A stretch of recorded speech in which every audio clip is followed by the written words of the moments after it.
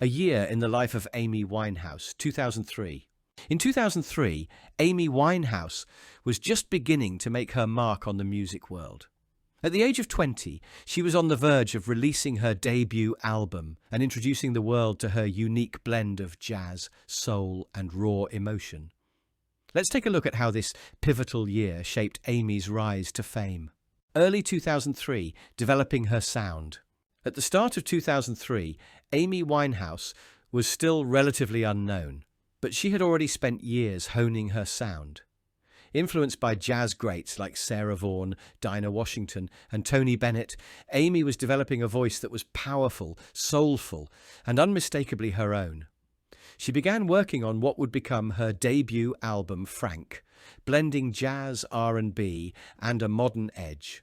March 2003, signing to Island Records. In March, Amy Winehouse signed with Island Records, one of the biggest moves of her young career. This was a turning point that would allow her to fully realize her potential. Her label supported her creative freedom, allowing Amy to work with producers like Salaam Remi to develop the rich, soulful sound she had been envisioning. Spring-summer 2003, recording Frank. The spring and summer of 2003 were spent in the studio, where Amy poured her heart and soul into the creation of Frank.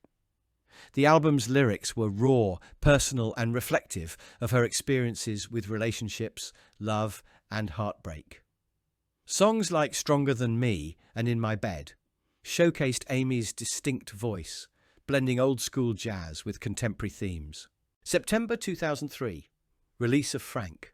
On September 20th, 2003, Amy Winehouse released her debut album, Frank. Though it wasn't an instant chart-topping success, the album received critical acclaim for its fresh and authentic sound.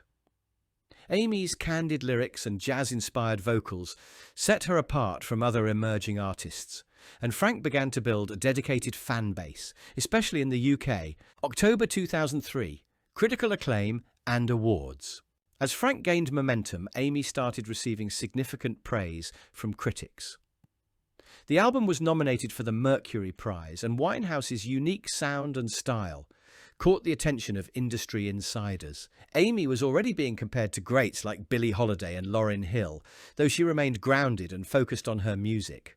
Late 2003, building a reputation in the industry. By the end of 2003, Amy Winehouse had established herself as a force to be reckoned with in the music industry.